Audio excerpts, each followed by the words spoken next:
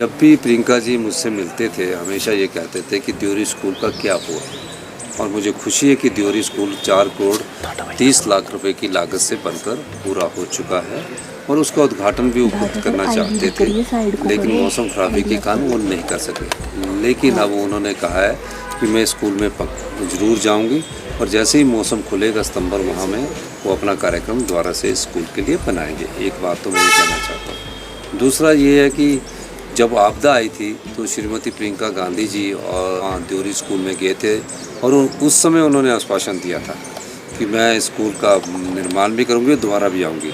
तो मैं उनकी भी स्पीच सुन रहा था, उसमें उन्होंने कहा था कि मैं दोबारा आऊँगी। तो उन्होंने फिर कहा है कि आज से बच्चों को क्लासेस में बैठने के जो नई भवन है उसमें बैठने की शुरू कर दिया जाए और उसके बाद निश्चित रूप से उसमें इंटरेक्शन करने के लिए दोबारा आएंगे। कैबिनेट की एक प्रीलिम्स डिस्कशंस तो हो ही गई है, अब दूसरी डिस्कशंस होनी बाकी है।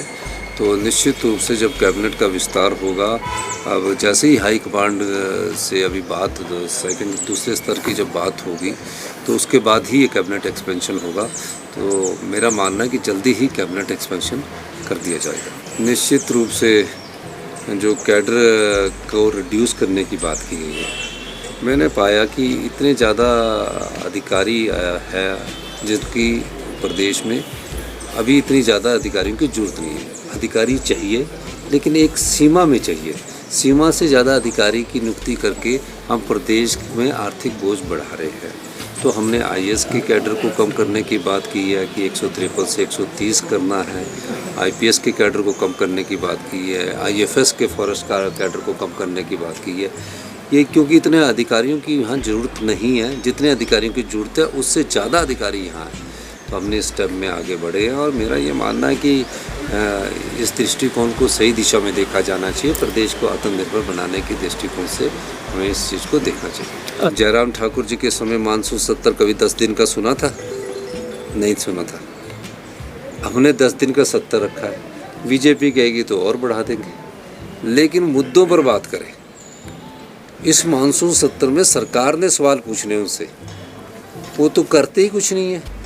वो तो सिर्फ आएंगे, वॉकआउट करेंगे, जोर जोर से नारे लगाएंगे, बैल में घुस जाएंगे।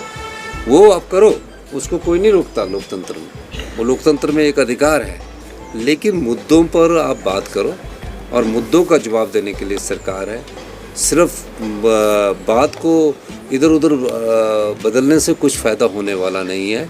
आप अगर मुद्दे लाएंगे, पूरे एक दिन चर्चा करेंगे, पूरे मंत्रिमंडल के सदस्य हमारे चर्चा करने के लिए तैयार हैं। वो तो हम उसकी रिपोर्ट देंगे। पेपर नहीं हुए, आए दिन तो अब लोग नौकरियां ज्वाइन कर रहे हैं।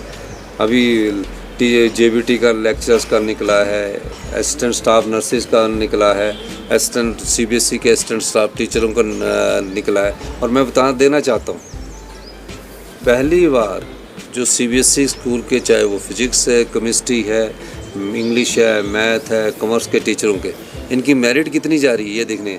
80% लोएस्ट मेरिट जा रही है। 80 से 70% तक लोएस्ट मेरिट जा रही है।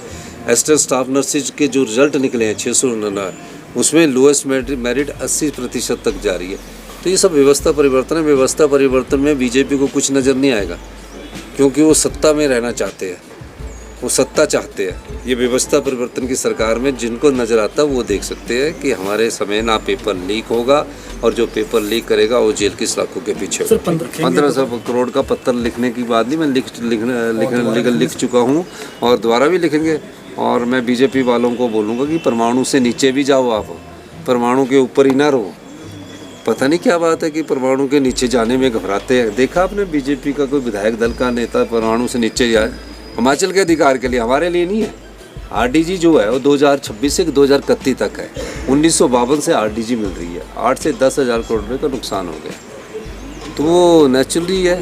अब आरडीजी के लिए भी नहीं जाते, जाएंगे तो राजनीति करने जाएंगे। तो राजनीति तो करनी चाहिए, राजनीतिक लोग हैं तो राजनीति करनी चाहिए। लेकिन मैं कहना चाहता हूँ, हिमाचल के अधिकार और हिमाचल के हक की लड़ाई के लिए आप जाइए। नहीं, सोशल मीडिया में तो पूरे खर्च करते हैं। सोशल मीडिया में तो इनका पूरा ऐसा लगता है कि सोशल मीडिया आप देखो ना, कोई सोशल रील्स देख लो, सोशल मीडिया देखो, ऐसा लगता है कि सब कुछ यही कर रहे हैं। हमारी सरकार तो कर ही कुछ नहीं रही है। और सचिवालय के कुछ गॉसिप भी होते हैं, वो भी थोड़ा नमक मिर्च लगा देते हैं। कोई इनके चाहने वाले होते हैं ना, वो बैठ जाते हैं, बोलते हैं कि ऐसा हो रहा है। पर सोशल मीडिया में तो बिल्कुल छाए हुए हैं। दीप कमल में 50 आदमी बैठाए हुए हैं कि मुख्यमंत्री के कहाँ से कागज़ निकालने हैं, कहाँ से निकालने हैं, निकालो भाई, इसमें कोई दो राय है। और एक देखो, इनके एक ADR की रिपोर्ट दिखा दी, जो 20 साल पहले प्रॉपर्टी है उसकी वैल्यू ऐड होती है ना। जो 20 साल पहले मैंने 14 लाख का प्लॉट खरीदा था, वो अब 2 करोड़ रुपए का हो गया है शिमला में ही। तो अब उसकी वैल्यू ऐड करके उनके कागज़ निकालते हैं और अपने भ्रष्टाचार को छुपाते हैं। अब भ्रष्टाचार की जब परतें खुलने लगी है और सरकार जो है वाइट पेपर लाने जा रही है, और देखो भ्रष्टाचार की इनकी जो चार्जशीट कमेटी है उनमें किन आदमियों को डाला गया जिनके खिलाफ इन्होंने भ्रष्टाचार के आरोप लगाए हैं। मैंने नहीं लगाए, इनकी बीजेपी की चार्जशीट कमेटी में वो लोग हैं जिन पर बीजेपी ने 2022 में 2017 में उन पर भ्रष्टाचार के आरोप लगाए। अब वो हम तो वाइट पेपर लाएंगे ना, फैक्ट्स के साथ लाएंगे।